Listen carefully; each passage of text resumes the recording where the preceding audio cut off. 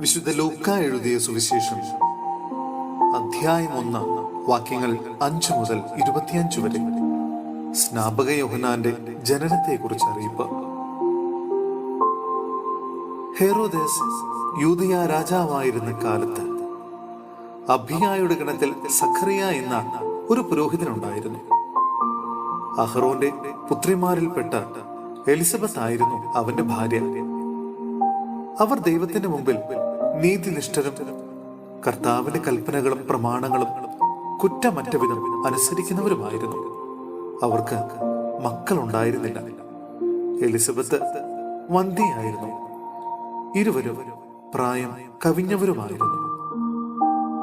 തന്റെ ഗണത്തിന് നിശ്ചയിക്കപ്പെട്ടിരുന്ന ക്രമമനുസരിച്ച് ദൈവസന്നിധിയിൽ ശുശ്രൂഷ നടത്തി വരവേ പൗരോഹിത്യ വിധി പ്രകാരം കർത്താവിന്റെ ആലയത്തിൽ പ്രവേശിച്ച് ധൂപം സമർപ്പിക്കാൻ സഖറിയായ്ക്ക് കുറി വീണു. ധൂപാർപ്പണ സമയത്ത് സമൂഹം മുഴുവൻ വെളിയിൽ പ്രാർത്ഥിച്ചു കൊണ്ടിരുന്നു. അപ്പോൾ കർത്താവിന്റെ ദൂതൻ ധൂപപീഠത്തിന്റെ വലത്തുവശത്ത് നിൽക്കുന്നതായി അവന് പ്രത്യക്ഷപ്പെട്ടു. അവനെ കണ്ട് സഖറിയ അസ്വസ്ഥനാവുകയും ഭയപ്പെടുകയും ചെയ്തു. ദൂതൻ അവനോട് പറഞ്ഞു, സഖറിയ, ഭയപ്പെടേണ്ട, നിന്റെ പ്രാർത്ഥന കേട്ടിരിക്കുന്നു. നിന്റെ ഭാര്യ എലിസബത്തിൽ നിനക്ക് ഒരു പുത്രൻ ജനിക്കും. നീ അവനെ യോഹന്നാൻ എന്ന് പേരിടണം. നിനക്ക് ആനന്ദവും സന്തുഷ്ടിയും ഉണ്ടാകും. അനേകർ അവന്റെ ജനനത്തിൽ ആഹ്ലാദിക്കുകയും ചെയ്യും. കർത്താവിന്റെ സന്നിധിയിൽ അവൻ വലിയവനായിരിക്കും. വീഞ്ഞോ മറ്റു ലഹരിപാനീയങ്ങളോ അവൻ കുടിക്കുകയില്ല. അമ്മയുടെ ഉദരത്തിൽ വെച്ച് തന്നെ അവൻ പരിശുദ്ധാത്മാവിനാൽ നിറയും. ഇസ്രായേൽ മക്കളിൽ വളരെ പേരെ അവരുടെ ദൈവമായ കർത്താവിലേക്ക് അവൻ തിരികെ കൊണ്ടുവരും. പിതാക്കന്മാരുടെ ഹൃദയങ്ങളെ മക്കളിലേക്കും അനുസരണമില്ലാത്തവരെ നീതിമാന്മാരുടെ വിവേകത്തിലേക്ക് തിരിച്ചുവിടാനും സജ്ജീകൃതമായ ഒരു ജനത്തെ കർത്താവിന് വേണ്ടി ഒരുക്കാനും ഏലിയായുടെ ചൈതന്യത്തോടും ശക്തിയോടും കൂടെ അവൻ കർത്താവിന്റെ മുൻപേ പോകും. സഖറിയ ദൂതനോട് ചോദിച്ചു, ഞാൻ ഇത് എങ്ങനെ അറിയും? ഞാൻ വൃദ്ധനാണ്, എന്റെ ഭാര്യ പ്രായം കവിഞ്ഞവളുമാണ്. ദൂതൻ മറുപടി പറഞ്ഞു, ഞാൻ ദൈവസന്നിധിയിൽ നിൽക്കുന്ന ഗബ്രിയേലാണ്. നിന്നോട് സംസാരിക്കാനും സന്തോഷകരമായ ഈ വാർത്ത നിന്നെ അറിയിക്കാനും ഞാൻ അയക്കപ്പെട്ടിരിക്കുന്നു. യഥാകാലം പൂർത്തിയാകേണ്ട എന്റെ വചനം അവിശ്വസിച്ചതുകൊണ്ട് നീ മൂകനായി തീരും. ഇവ സംഭവിക്കുന്നത് വരെ സംസാരിക്കാൻ നിനക്ക് സാധിക്കുകയില്ല. ജനം സഖറിയായെ കാത്തു നിൽക്കുകയായിരുന്നു. ദേവാലയത്തിൽ അവൻ വൈകുന്നതിനെ പറ്റി അവർ അത്ഭുതപ്പെട്ടു. പുറത്തു വന്നപ്പോൾ അവരോട് സംസാരിക്കുന്നതിനെ സഖറിയായി കഴിഞ്ഞില്ല. ദേവാലയത്തിൽ വെച്ച് അവന് ഏതോ ദർശനമുണ്ടായി എന്ന് അവർ മനസ്സിലാക്കി. അവൻ അവരോട് ആംഗ്യം കാണിക്കുകയും ഊമനായി കഴിയുകയും ചെയ്തു.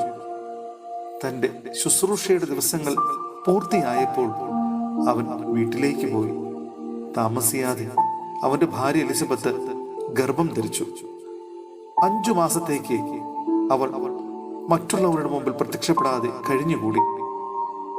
അവൾ പറഞ്ഞു, മനുഷ്യരുടെ ഇടയിൽ എനിക്കുണ്ടായിരുന്ന അപമാനം നീക്കിക്കളയാൻ കർത്താവ് എന്നെ കടാക്ഷിച്ച് എനിക്ക് ഇത് ചെയ്തു തന്നിരിക്കുന്നു.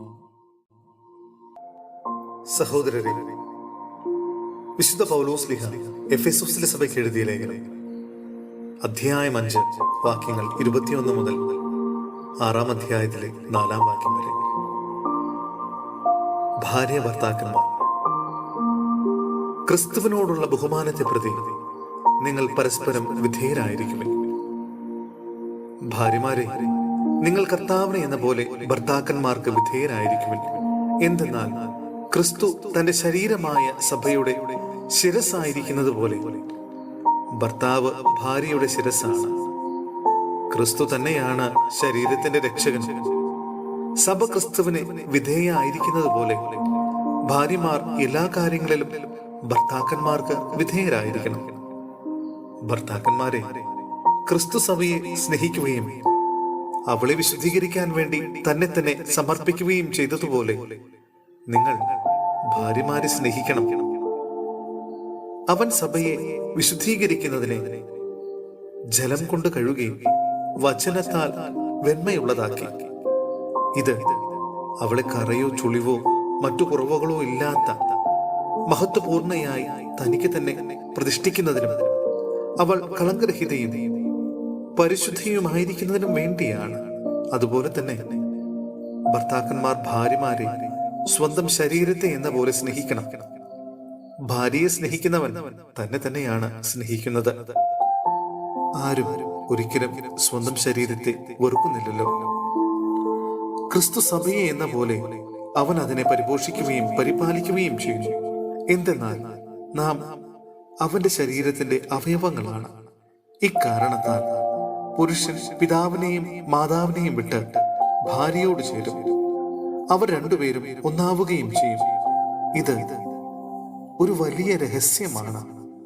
സഭയോടും ക്രിസ്തുവിനോടും ബന്ധപ്പെടുത്തിയാണ് ഞാനിത് പറയുന്നത്.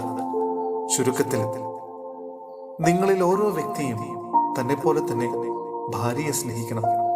ഭാര്യയാകട്ടെ ഭർത്താവിനെ ബഹുമാനിക്കുകയും വേണം. മക്കളും മാതാപിതാക്കന്മാരും. കുട്ടികളെ, കർത്താവിൽ നിങ്ങൾ മാതാപിതാക്കന്മാരെ അനുസരിക്കുവിൻ. അത് ന്യായയുക്തമാണ്. നിങ്ങൾക്ക് നന്മ കൈവരുന്നതിനും ഭൂമിയിൽ ദീർഘകാലം ജീവിക്കുന്നതിനും വേണ്ടി മാതാവിനെയും പിതാവിനെയും ബഹുമാനിക്കുക. വാഗ്ദാനത്തോടു കൂടിയ ആദ്യത്തെ കൽപ്പന ഇതത്രേ: പിതാക്കന്മാരെ, നിങ്ങൾ കുട്ടികളിൽ കോപം ഉളവാക്കരുത്, അവരെ കർത്താവിന്റെ ശിക്ഷണത്തിലും ഉപദേശത്തിലും വളർത്തുവിൻ.